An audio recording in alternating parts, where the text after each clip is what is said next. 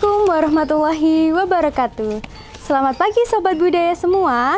Kembali lagi dalam acara Dokumenter Seniman bersama saya Nabila Artin Semaporisa dari Himasita FBS UNY. Narasumber kali ini yaitu seniman yang sudah terkenal banyak karya-karya dan pengalamannya. Siapakah dia? Ikuti saya terus ya. Sobat Budaya semua, pada kesempatan kali ini kita akan mengenal lebih jauh lagi dan lebih banyak sharing lagi bersama Mas Pulung Jatironggo Murti Sarjana Seni. Beliau seorang seniman yang sukses dan sudah banyak membuat karya-karya seni. Pengalaman dalam berorganisasi ataupun pengalaman berkesenian sangatlah banyak. Beliau juga merupakan abdi dalam KHP Krido Mardowo Kraton Yogyakarta dan merupakan alumni mahasiswa ISI Yogyakarta. Riwayat organisasi beliau di 2019 sampai sekarang menjadi abdi dalam KHP Krido Mardowo Kraton Yogyakarta. Di 2017 sampai sekarang beliau menjadi admin di Pulung Dance Studio Yogyakarta. Di 2015 sampai sekarang beliau menjadi anggota dan tim kreatif komunitas Jogjas Body Movement. Pengalaman berkesenian beliau di 2007 sampai sekarang masih aktif menari dan berproses dalam karya-karya koreografer Jogja. Di 2015 menjadi penata terbaik dalam acara Festival Sendra Tari Yogyakarta. Di 2016, beliau berkolaborasi bersama penari dari Malang, Surabaya, Trenggalek, Bandung, dan Jogja dalam komunitas Labora Uni di acara Hari Tari Dunia di Solo. Di 2017, beliau menjadi sutradara terbaik dalam acara Festival Sendra Tari Yogyakarta. Di 2018, beliau menjadi peran utama putra terbaik dalam acara Festival Sendra Tari Yogyakarta. Di 2020, beliau menjadi juara 1 Festival Sendra Tari Yogyakarta. Dan di 2020, beliau menjadi sutradara terbaik dalam acara Festival Sendra Tari Yogyakarta. Karya-karya beliau yang terbaru di 2021 yaitu Ritus, Balance, Gemuruh Tubuh, Balance Dance Film, dan Mulih bersama tim Festival Sendra Tari Kota Yogyakarta. Mari Sobat Budaya, kita berkenalan lebih jauh dengan Mas Pulung. Ayo ikuti saya.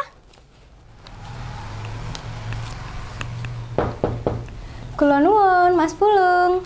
Nggih, monggo. Mari, Mbak. Mas. Silahkan. Maaf ya ngerepotin, Mas. Nggih, nggak apa-apa. Halo Mas Pulung. Nggih. Perkenalkan, saya Nabila Artin Semaporisa dari Himasita FBS UNY. Jadi, saya di sini mau mengenal lebih dekat nih Mas Pulung, kesehariannya, Mas Pulung karya-karya nanti bisa diceritakan. Langsung aja ya Mas Pulung, kita boleh, masuk ke sesi bincang-bincangnya. Oke, yang pertama Mas Pulung pernah pentas di mana aja? Di luar negeri atau mungkin di dalam negeri, udah nasional atau bagaimana? Bisa diceritakan? Iya, terima kasih. Saya mungkin kalau dikatakan udah internasional atau nasional ya Mas, saya belum bisa mengatakan bahwa itu sudah internasional atau nasional karena memang belum apa ya, jam terbang saya belum jauh dan memang ada beberapa negara yang sudah pernah saya datangi, ibaratnya sudah saya pentasi di sana, termasuk di Eropa itu beberapa kayak Finlandia, Italia, sudah pernah. Yang paling sering memang di Jepang, itu hampir setiap tahun saya ke sana. Terus Korea sudah juga. Terus kalau di Indonesia pun juga sebetulnya cukup banyak juga, di area Sumatera juga sering, Lampung, Padang Panjang, terus di Jawa apalagi udah sangat sering sekali, Jawa, Bali, Kalimantan juga sudah pernah, Sulawesi, alhamdulillah hampir semuanya, yang belum cuma Papua sama NTT aja. Oh, banyak banget ya pengalamannya Mas Pulung. Oke, kita langsung ke pertanyaan selanjutnya aja. Pengalaman atau hal terbesar apa yang pernah Mas Pulung capai untuk sampai saat ini? Oke, pengalaman terbesar saya itu mungkin hal yang sederhana dari saya ketika saya bisa masuk dan terjun dalam dunia kesenimanan. Itu yang hal yang terbesar yang saya membuat spirit terus bertambah dan otomatis lah membuat hidup saya semakin berwarna. Itu saya ketika sudah memang benar-benar masuk dan memutuskan untuk ke jalur kesenimanan. Begitulah. Oke, kita langsung masuk ke pertanyaan berikutnya aja ya. Alasan Mas Pulung untuk terjun ke dalam dunia seni ini apa? Nah, kalau berbicara alasan kenapa saya harus masuk ke dunia seni itu sebenarnya panjang ceritanya, dan mungkin secara historis mungkin bisa apa ya, ada korelasi dengan memang keluarga saya juga keluarga yang hidupnya juga dari kesenian semua. Terus memang saya dari kecil dikenalkan, dan tidak hanya dikenalkan ya, mungkin dari kecil saya sudah diperlihatkan, ditontonkan oleh seni pertunjukan di sekitar saya, termasuk di lingkungan kampung saya di Dalem Kaneman itu, yang memang di situ memang kampungnya itu atau Magersari itu hampir setiap hari itu ada istilahnya program kesenian, entah itu latihan karawitan, latihan tari dan lain sebagainya. Nah, saya memang dari kecil sudah dikenalkan dan dipertontonkan sajian-sajian di kampung. Akhirnya mungkin secara tidak langsung saya muncullah dari kecil minat untuk berkesenian, dan akhirnya memang waktu-waktu bisa dikatakan SD itu sudah mulai juga mengikuti pentas-pentas, walaupun pada waktu itu masih pentas-pentas diajak dengan orang tua, dan ya hanya ikut orang tua ibaratnya gitu, belum yang memiliki ruang untuk saya pentas sendiri, di job sendiri itu belum pernah. Cuman memang dari SD saya sudah aktif juga di Ramayana Balet Prambanan, kebetulan ikut orang tua saya. Dari umur sekitar 8 tahunan saya sudah mulai aktif di Ramayana Prambanan, dan sampai sekarang kebetulan. Nah, itu memang yang mengenalkan saya dalam seni pertunjukan salah satunya dari Prambanan juga, dan dari dorongan orang tua. Akhirnya terus ya udah saya memutuskan untuk masuk ke SMKI juga untuk melanjutkan garis ke seni tari khususnya, dan utamanya buat seni seutuhnya sih. Akhirnya masuk isi juga, dan udah setelah masuk isi akhirnya saya memang menjalani sampai sekarang untuk ya kita berkesenian aja gitu sih. Wah, hebat banget nih, pengalamannya banyak banget dah dari kecil. Oke, kita masuk ke pertanyaan berikutnya aja ya. Oke, Mas Pulung kan nih pasti udah banyak karya-karya nih yang udah dibuat sampai sekarang ya. Karya yang udah dibuat ini bisa dijelaskan Mas Pulung, karya apa yang menurut Mas Pulung paling membanggakan buat Mas Pulung sendiri? Iya, oke. Sebenarnya kalau dibilang banyak juga belum, cuman ya memang secara tidak langsung kalau saya menyikapi ketika saya dituntut untuk menjadi seorang seniman, dan khususnya di seni tari, apalagi saya mengambil jurusan penciptaan tari, itu dituntut untuk aktif membuat karya sebenarnya. Jadi memang kalau dikatakan banyak juga belum, cuman ada memang beberapa karya yang kalau membanggakan itu sebenarnya secara konteks hampir semua ya. Maksudnya ketika saya berkarya pun saya juga pasti akan membanggakan semua karya saya. Cuman memang ada beberapa bukan bahasanya membanggakan sih, mungkin yang membuat membuat aku berkesan mungkin. Ya, lebih berkesan dalam entah itu proses, entah itu yang jelas proses ya. Kalau hasil itu menurut saya nomor sekian, cuman prosesnya itu yang berkesan. Itu memang pada awalnya itu salah satunya itu tahun 2011 ya, 2011 itu saya membuat karya untuk Festival Parade Tari Nusantara. Itu kebetulan saya mewakili Jogja waktu itu dan lolos untuk maju ke nasional di Jakarta, dan kebetulan saya pun mendapat penghargaan sebagai penata tari unggulan di Jakarta di tingkat nasional itu. Dan Itu seperti gini, saya apa ya, bahasanya wong Jawa ini ketiban bulan. Jadi saya tidak menyangka sebelumnya, saya ibaratnya saya berkarya hanya waktu di SMKI, ya, karya-karya yang sifatnya hubungan dengan sekolah ataupun di awal-awal isi itu berhubungan dengan kelas. Pada akhirnya 2011 itu saya pertama kali mengikuti festival dan pertama kali saya membuat karya untuk festival. Sebelumnya saya memang sudah pernah proses untuk festival tapi hanya ikut dengan orang, dan itu awal pertama saya benar-benar membuat karya untuk kebutuhan festival dan mandiri. Dan hasilnya pun juga sepertinya menurut saya sangat membanggakan sekali, mendapat anugerah untuk berangkat ke Jakarta mewakili Jogja, dan akhirnya saya pun mendapat penghargaan sebagai penata tari unggulan juga. Akhirnya ya itu menjadi apa ya istilahnya, terminal pertama saya untuk sebuah kesan dalam berkarya. Lalu yang kedua memang ada salah satu karya saya di pendidikan akhir studi di ISI. Dulu waktu itu saya membuat karya putih dengan apa ya, dengan bentuk sajian yang orang bilang katanya kontemporer gitu, yang lebih bebas, lebih luas interpretasinya. Cuman memang saya dari awal memang sangat berusaha kuat dalam tradisi, walaupun dengan sajian-sajian yang bentuknya beraneka ragam ya, entah itu berbentuk modern dance ataupun kontemporer. Nah itu kita selalu berpedoman pada ya udah, aku orang tradisi, basicku tradisi, tapi dengan karyaku yang sajiannya bermacam-macam, harapanku bisa saling apa ya, mendukung. Dan memang tahun 2017 itu saya membuat karya putih itu prosesnya cukup panjang, itu hampir saya bukan riset ya, bukan semata-mata riset, tapi karena kalau bicara tentang riset, mungkin riset saya juga belum lengkap, tapi kerja studio saya itu hampir memakan waktu 6 bulan untuk proses satu karya itu. Dan itu ini salah satu yang membuat kenang-kenangan, nggak ada tanggalnya tapi lupa. Yang jelas tahun 2017 bulan Agustus, tanggalnya saya lupa.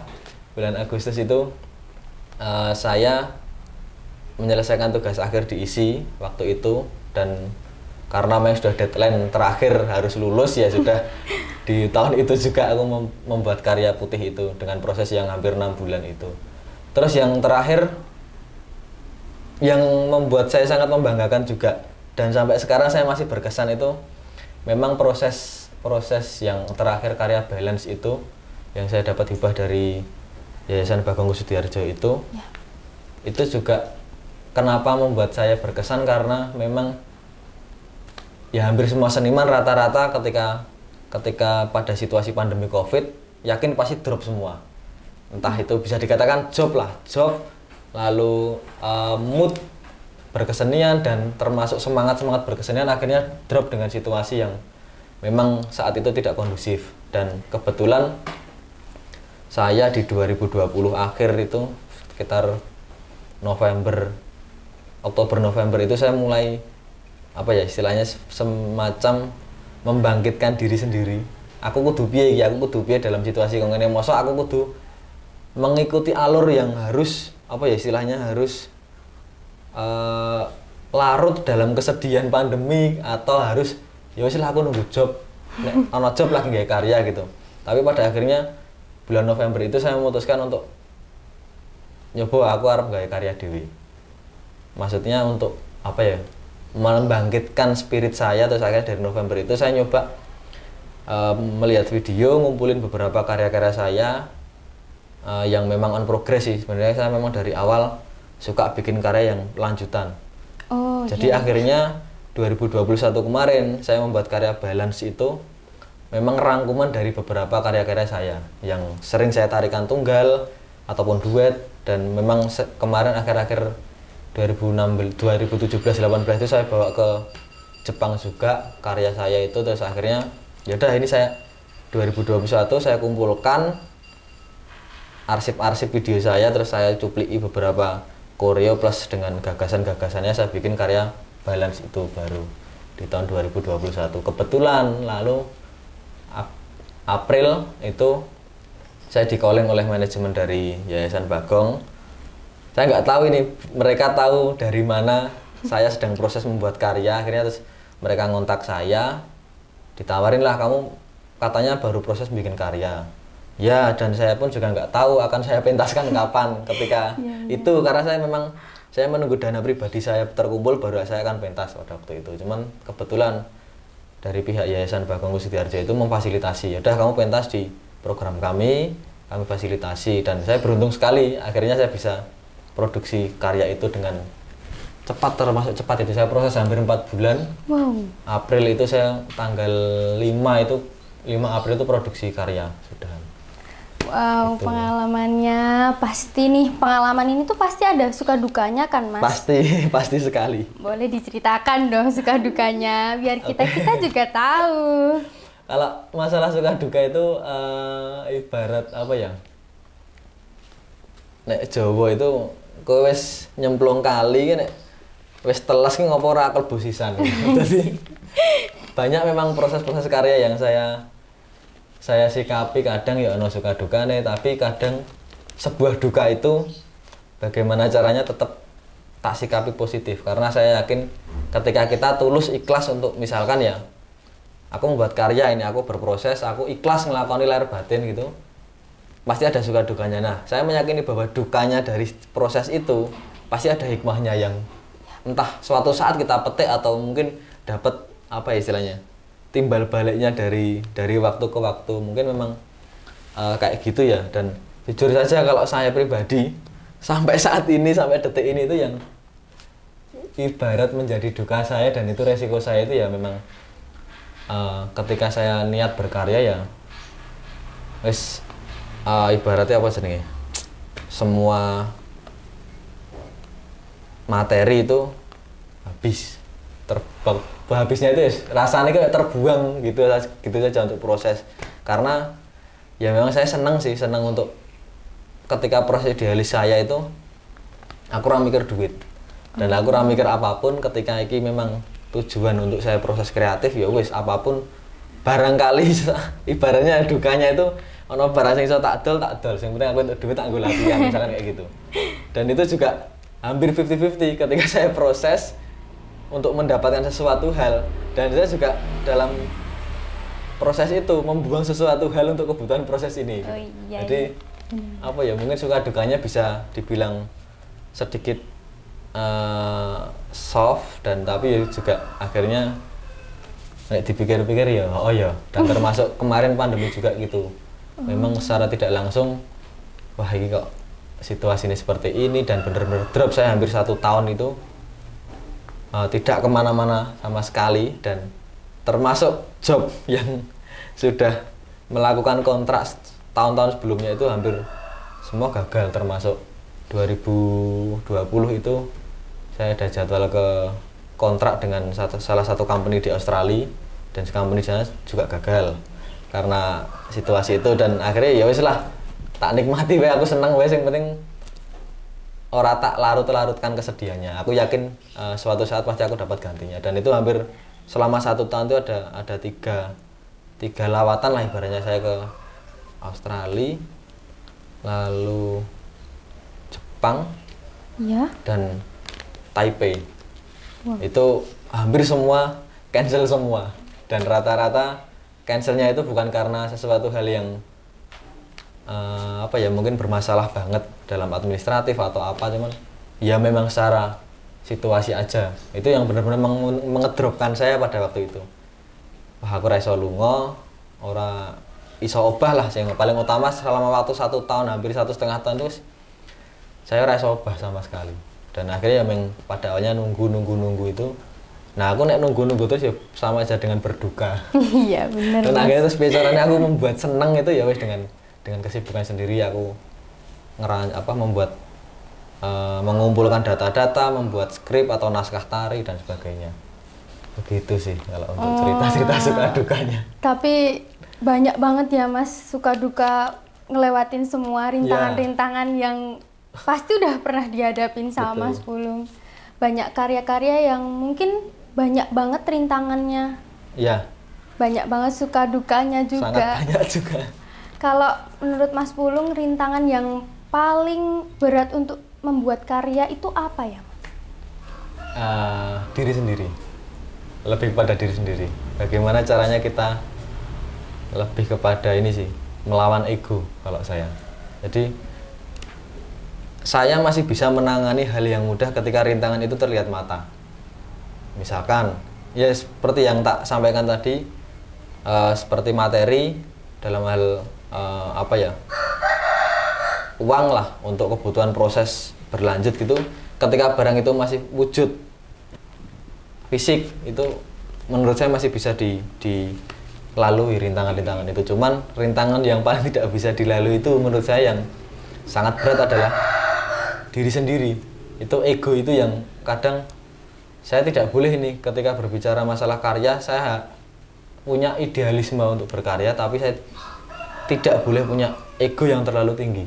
Takutnya nanti ketika saya memiliki ego yang tinggi, entah itu dampaknya dalam karya saya itu merugikan apa ya, merugikan penari-penari ataupun merugikan atmosfer dari proses itu, bahkan terlebih seakan-akan saya tidak ikhlas untuk berkarya ketika saya tidak bisa mengontrol ego. Jadinya mungkin karya itu terwujud hanya karena tendensi sesuatu hal untuk mengejar eksistensi saya, dan mengejarnya pun karena egois, pengen buru-buru gitu, akhirnya wes tendensinya sangat tinggi. Jadi kita wes mengesampingkan bahwa kita berkarya iki kudu ikhlas, berkarya iki kudu sing apa anane ya gitu.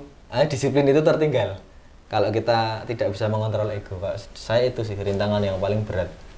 Wow, rintangannya itu emang mungkin berat untuk semuanya ya Mas, ya, kalau ego menurut itu kan, saya bener itu kalangan ya, seniman itu memang semuanya seperti itu. karena emang melawan ego itu cukup sakit dan Ya. cukup berat. Tidak hanya seniman sebetulnya. Iya, banyak Mas. Apalagi orang-orang di luar sana Ya, yang mengedepankan ego banget. betul gitu sekali. kan.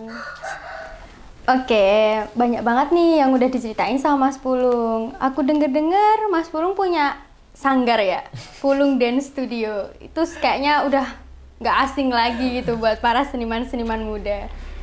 Boleh diceritain Boleh.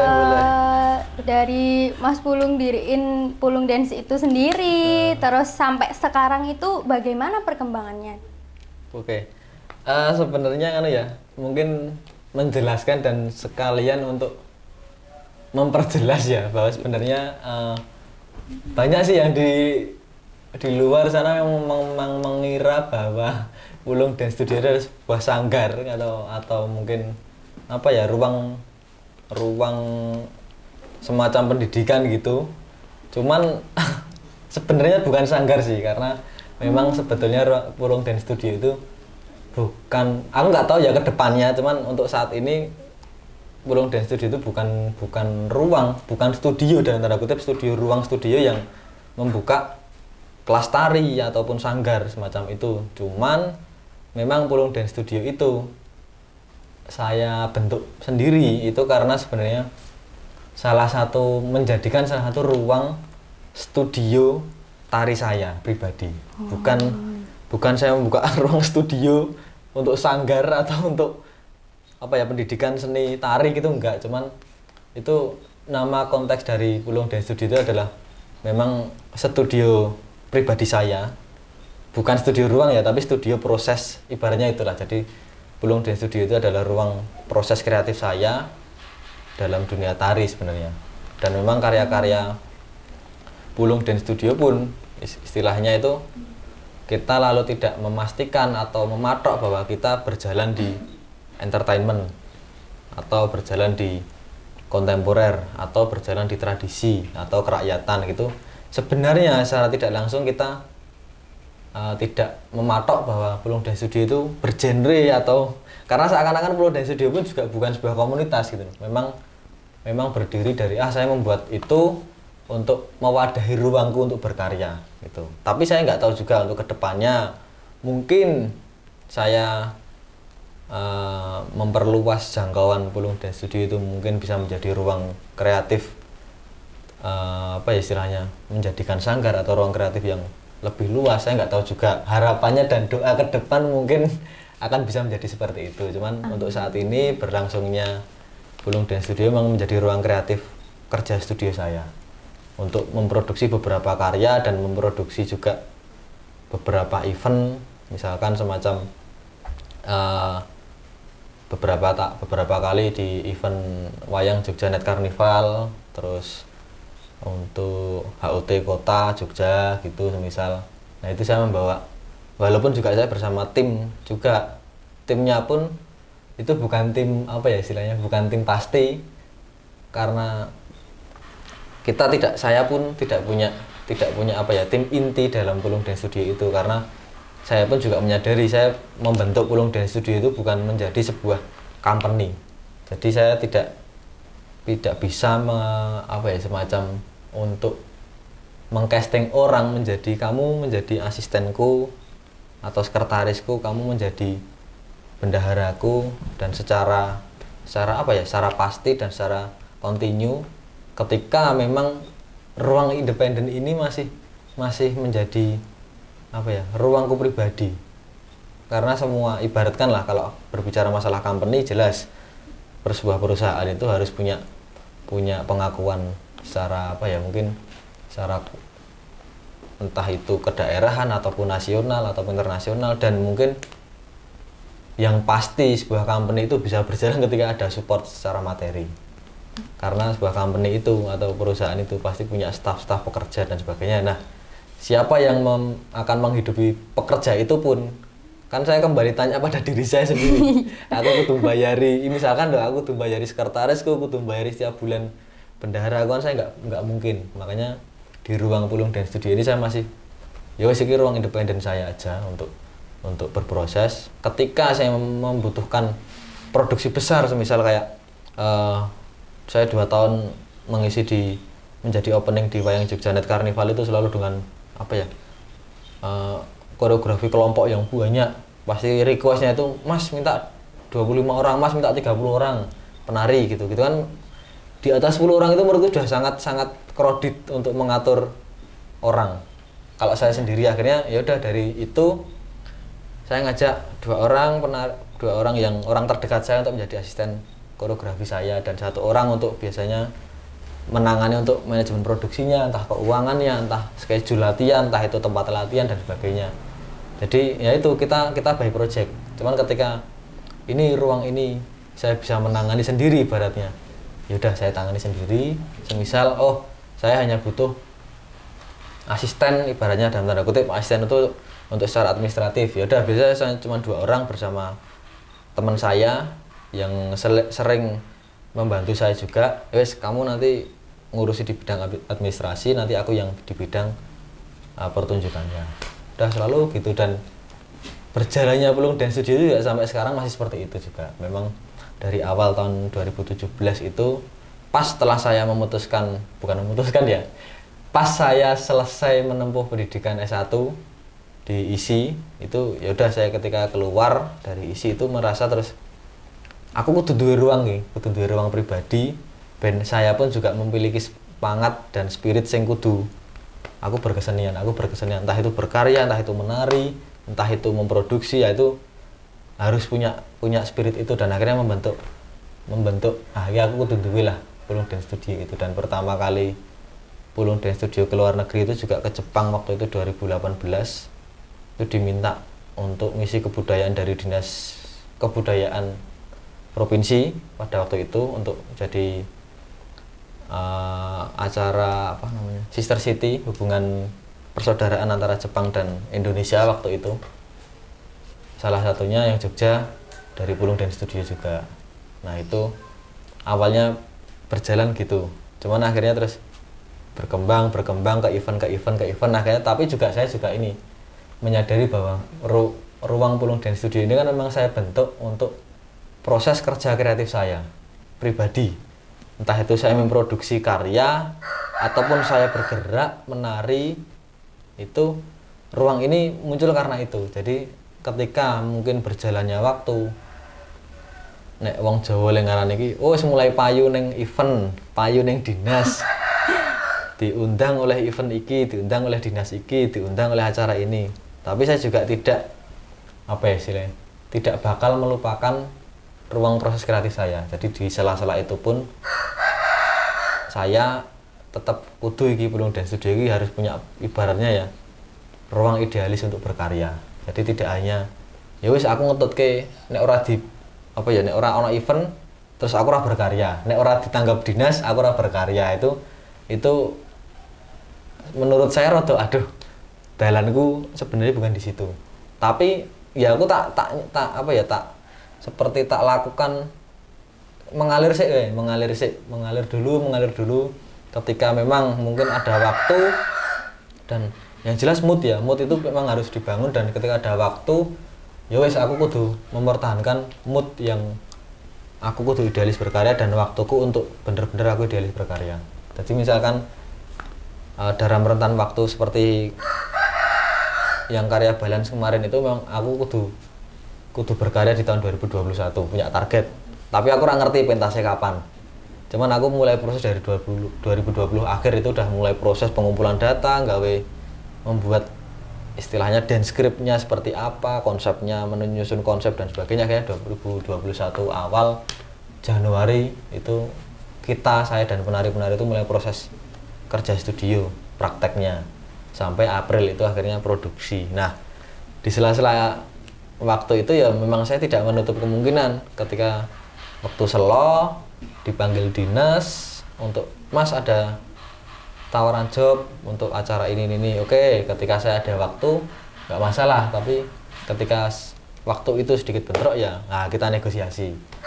Mungkin event juga gitu, ada datang event dari misalkan dari UGM atau dari isi juga atau dari beberapa kampus-kampus itu ya saya baru negosiasi juga waktu, nanti dengan waktu yang sudah saya sepakati untuk kerja studio waktu kreatif saya dengan produksi event itu, nah nanti sesuaian di situ. Kalau semisal kepentoknya emang nggak jodoh ini ya wes lah, aku mungkin kadang sok mengikhlaskan ya masih kira jodoh waktunya karena jadwal yang misalkan yang ditentukan oleh pihak event itu ternyata bentrok dengan jadwal JR atau jadwal sama-sama pentas atau mungkin jadwal rehearsal yang sifatnya lebih teknikal banget.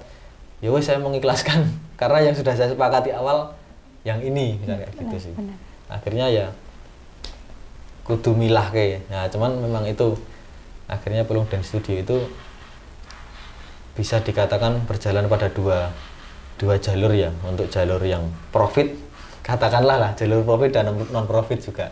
Jadi non profit itu kembali ke saya sendiri.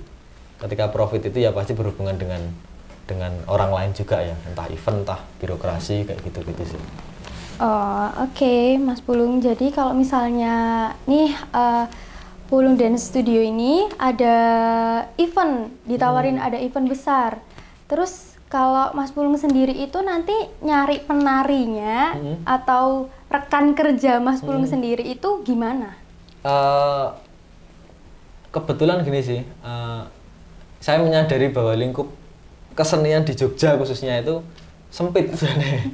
Kanca-kancane yang kuwi sempit karena mungkin saya sudah terlalu biasa dengan si A, si B, si C gitu. Akhirnya terus iki si A ki dia penari. Cuman dia produktifnya juga menari, tapi secara kualitas dalam tanda kutip ya, kualitas atau passionnya itu dia memiliki kekuatan di manajemen.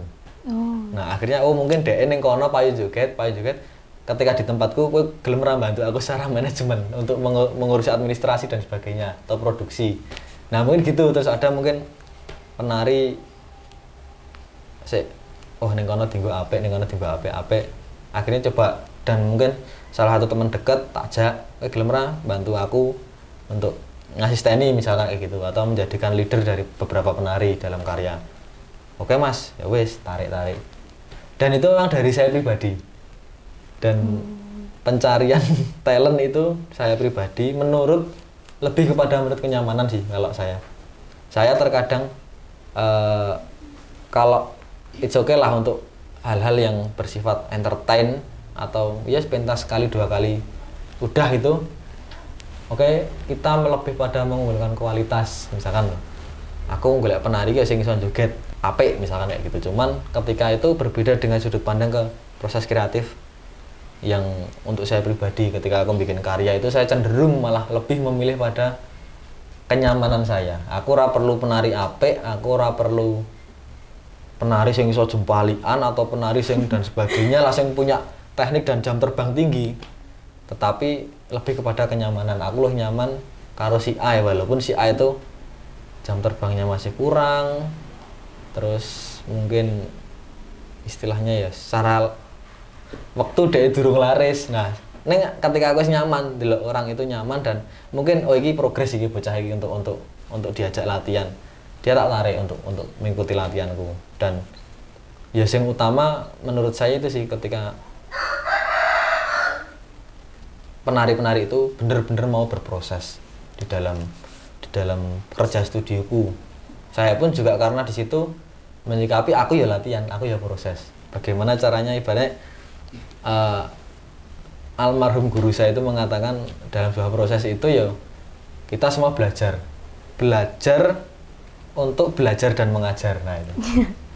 Jadi tidak hanya belajar menjadi pengajar, tetapi kita untuk di situ itu belajar untuk belajar dan mengajar. Jadi kita bisa belajar dari penari-penari di situ. Di satu sisi kita ya pasti mengajar penari-penari di situ. Jadi imbang, tidak ada tendensi yang satu lebih. Wah, aku seorang koreografer, berarti aku di sini ruangku mengajar penari-penari. Dah, itu pasti ada jenjang batas yang sangat tinggi. Koreografer dan penari barat bos karo OB, itu office boy gitu.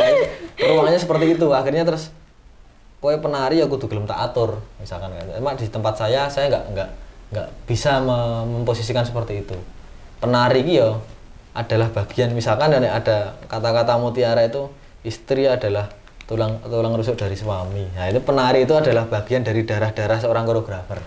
Jadi ketika saya tidak ada penari, berkarya tidak ada penari, dan penari itu tidak mendukung penuh dalam karya saya, ya podo wae aku ra urip, darah-darahku ra mengalir gitu. Menurut saya seperti itu sih. Oh, oke. Banyak nih pengalaman-pengalaman terus mengenai tadi Pulung Arts Dance Studio itu udah banyak diceritain sama Mas Pulung sendiri. Oke, banyak kan pelajaran-pelajaran yang bisa kita dapat dari Mas Pulung sendiri.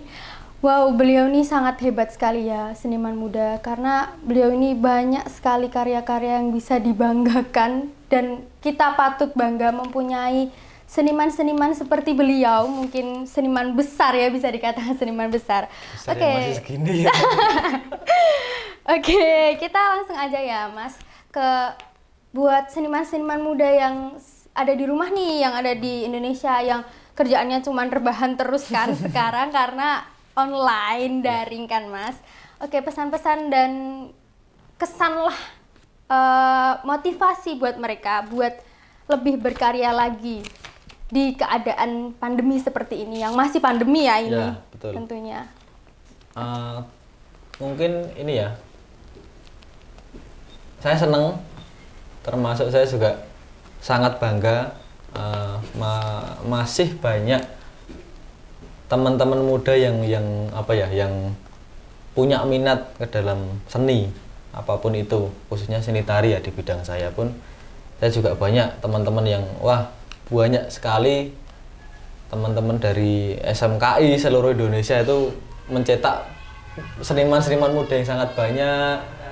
Pada akhirnya terus dia memilih jalur entah itu ke pendidikan seni ataupun ke institut seni, itu banyak sekali dan saya juga bangga, tapi ada tapinya. Apa nih tapinya? Terkadang banyak peminat ke dalam dunia seni, tapi yang memang harus disadari bahwa ketika hidup di dunia seni itu tidak bisa hanya kita membeli kaos aja untuk luaran, tapi memang kita benar-benar harus tahu dalamnya kaos ini seperti apa sih, ibaratnya seperti itu. Jadi banyak mungkin pandangan saya nggak tahu nanti seperti apa kedepannya, tapi harapan saya jangan lalu wis lagi tingkat SMK atau masih mahasiswa baru bisa membuat karya atau bisa bergerak atau bisa menari, ibaratnya laris itu wes sudah mempunyai rate yang tinggi. Itu janganlah seperti itu, karena justru itu yang menjadi bumerang buat kalian ketika kalian sudah merasa oke, sudah merasa aku punya kualitas, tapi memiliki tendensi untuk wah ini aku. Nah itu menjadi bumerang untuk kalian sendiri, bahkan bisa sangat membunuh, menurut saya, untuk membunuh karakter kalian. Jadi memang apa ya, nek wong Jawa ki alon-alon sing penting kelakon. Nah, itu satu. Yang kedua ya kita lagi ngelakoni sak madya. Jadi menyadarilah proses itu, ketika proses awal sampai tengah, belum bisa mengatakan sampai akhir ya, karena saya pun mengatakan proses akhir dalam kesenimanan saya itu ketika nafas saya sudah selesai. Itu proses akhir dari kesenimanan saya. Jadi sampai saat ini saya masih proses terus, menyadari bahwa proses itu selalu ada dalam pikiran dan perasaan saya. Karena ben ono nek HP itu setiap tahunnya atau setiap periode itu pasti upgrade. Yap, nah benar, itu Mas. kita pun menjadi seorang seniman itu juga seperti itu. Jadi wis ketika merasa oke itu udah ojo-ojo mandek ning kono sik, dan ketika mandek di situ langsung meninggikan itu jangan. Tapi kowe iso saiki iki belum tentu kamu ke depan bisa lebih bisa lagi. Tapi bagaimana caranya, ukuran itu ya kita lalui dengan proses. Kalau dari saya itu buat pesan seniman-seniman ya, mungkin teman-teman penari ataupun koreografer muda-muda, termasuk saya masih muda juga di Jogja dan di sekitarnya. Itu gitu. Jadi saya harap masih untuk mementingkan proses, dan proses itu penting, tidak hanya latihan tetapi juga menjalin relasi, itu sebagian dari proses. Terus apa ya, mengasah pikiran itu juga sebagian dari proses, dan banyak untuk proses-proses yang dilalui dalam kesenimanan. Dan mungkin pesan saya satu, untuk seniman tari di Jogja dan di sekitarnya lah khususnya, ini berlaku untuk entah koreografer ataupun penari. Jadi saya berpedoman bahwa ketika saya bergerak atau saya berkarya, bagaimana caranya saya harus melakukan itu dengan ikhlas lahir batin. Karena ketika itu tidak saya lakukan ikhlas lahir batin, hanya mengejar sebuah ambisi, itu yang muncul adalah hal-hal yang negatif menurut saya. Tendensi sesuatu hal yang itu hanya untuk mengejar eksistensi semata, hanya untuk mengejar popularitas, tapi ya wis rampung gitu aja. Cuman memang yang namanya proses itu akan menentukan hasilnya. Jadi sikapilah proses itu, dan ya gue mau ikhlas lahir batin untuk melalui proses itu. Dari saya itu dulu. Terima kasih. Oke, makasih banyak banget ya yang bisa kita ambil dari Mas Pulung. Oke, pesannya diingat-ingat ya teman-teman, itu biar bisa jadi seniman besar seperti Mas Pulung. Amin, amin. Oke, makasih ya Mas Pulung sama-sama. atas waktu yang udah disempatkan. Ya, Pasti ya. sibuk banget kan Mas Pulung Ya, lumayan, akhir-akhir ini. alhamdulillah. Alhamdulillah, semoga kedepannya makin sukses lagi. amin, terima kasih. Mas Pulung bisa Pulung dance-nya nanti sanggarnya itu bisa lebih sukses lagi, Amin, lebih amin. semua dilancarin, karya-karyanya dilancarin. Mudah-mudahan ini bisa untuk menjadi motivasi semua seniman-seniman muda agar menjadi seperti Mas Pulung. Oke. Terima kasih. Baik Sobat Budaya semua, demikian bincang-bincang kita bersama Mas Pulung pada kesempatan kali ini. Demikian acara dokumenter seniman dari Himaseta FBS UNY. Jangan lupa ya follow media sosial Himaseta FBS UNY. Assalamualaikum warahmatullahi wabarakatuh. Sampai jumpa di dokumen seniman berikutnya.